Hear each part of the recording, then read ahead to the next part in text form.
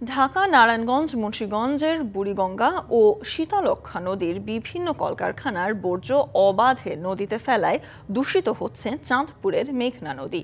এতে নির্বিচারে মারা যাচ্ছে বিভিন্ন প্রজাতির দেশীয় মাছ।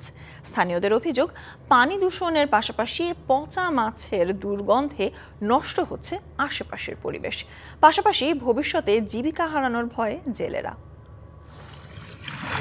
চাঁদপুরের মতলবে দশানি, ষাটনল সহ কয়েক জায়গায় মেঘনা নদীতে ভেসে উঠছে দেশীয় প্রজাতির লাখ লাখ মরা মাছ। বাইলা, চিংড়ি, ঢেওয়া, পোয়া, বেলে, জাটকা সহ অন্যান্য মাছ পচে দুর্গন্ধ ছড়াচ্ছে। স্থানীয়রা বলছেন, প্রতি বছর একবার এমন অল্প পরিসরে পরিস্থিতি দেখা গেলেও এবছর পরিস্থিতি ভিন্ন ও ব্যাপক। এমনিতেই দূষিত পানি, তারপরও ঝাঁকে ঝাঁকে মরা মাছ চারিদিকে দুর্গন্ধ ছড়াচ্ছে। পানির কারণে মাছ মারা যাইতেছে। অন্যান্য বছর হয়তো দেখা যায় বছরে 2 বার, এবার একটু পরিমাণ বেশি।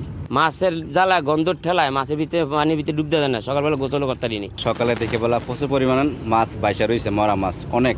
সব মশার বিরুদ্ধে সুরক্ষা দিতে এলো বসুন্ধরা এক্সট্রিম অ্যারোসল, মশার বিরুদ্ধে এক্সট্রিম সুরক্ষা।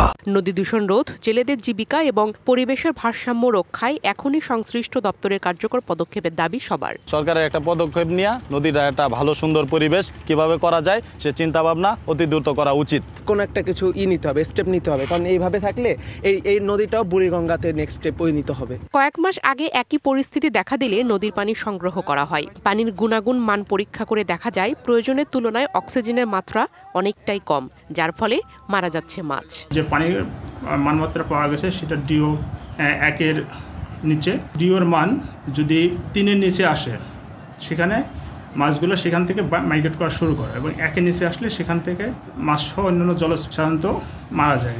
এখনই নদীর পানি দূষণ রোধে পদক্ষেপ না নিলে ভয়াবহ পরিণতি অপেক্ষা করছে বলে মনে করেন সবাই। DBC news desk.